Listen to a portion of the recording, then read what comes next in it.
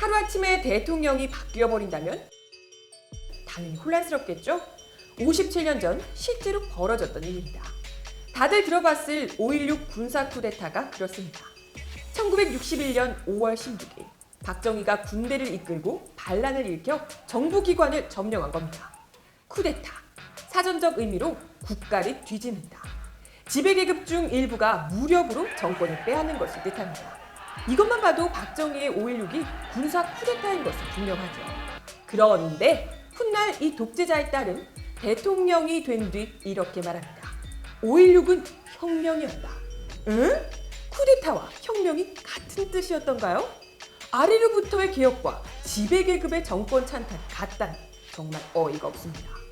하지만 이런 말도 안 되는 역사 왜곡을 지금도 믿는 이들이 많다는 거. 오늘은 이 5.16과 관련된 왜곡의 역사를 되짚어보죠. 우선 57년 전 5월 16일 상황이 어땠는지 잠시 과거로 가볼까요? 이날 새벽 라디오를 켰더니 이런 방송이 나왔습니다. 은인자중하던 군부가 구국의 결단을 내려 군사혁명을 일으켰다. 쿠데타를 혁명으로 포장하라. 이를 위해 박정희가 가장 먼저 누린 곳은 방송국이었습니다. 무력한 정치인들에 의해서 해결될 수 없었던 혁명 과업을 기필코 완수해보려는 비장한 교리의 서산입니다. 진실을 은폐하는 것이 중요하다고 여겼기 때문에 쿠데타와 동시에 방송을 장악한 거죠.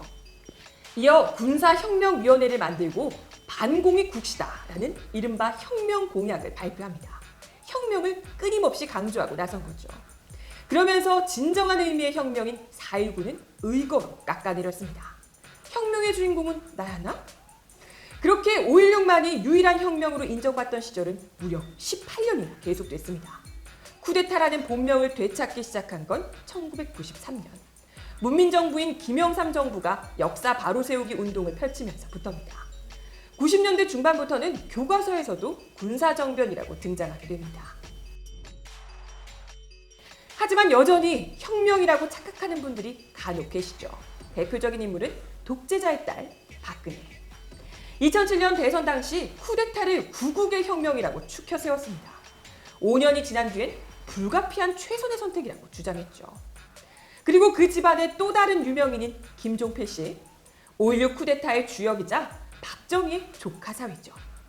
이분 쿠데타라는 질문에 역대급 궤변을 남깁니다. 영어로는 쿠데타고 우리말로는 혁명이다. 안타깝네요. 쿠데타는 영어가 아니거든요. 쿠데타를 쿠데타로 부를 수 없다니 홍길동의 독재 버전이라고 해야 할까요?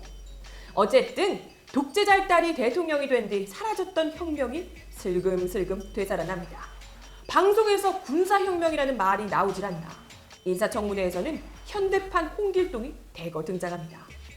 용기 내 진실을 이야기했던 이병기 전 국정원장은 청와대에서 크게 혼났다는 웃지 못할 얘기까지.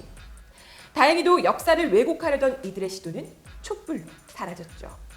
전두환 노태우의 내란죄 재판 당시 검찰은 이렇게 말했습니다. 성공한 쿠데타는 처벌할 수 없다. 과연 그럴까요? 당시 김영삼 전 대통령의 말로 대답을 대신해 보겠습니다. 성공하든 실패하든 쿠데타는 쿠데타다. 5.16 군사정변 혹은 쿠데타. 이제 더 이상은 헷갈릴 일 없길 바랍니다.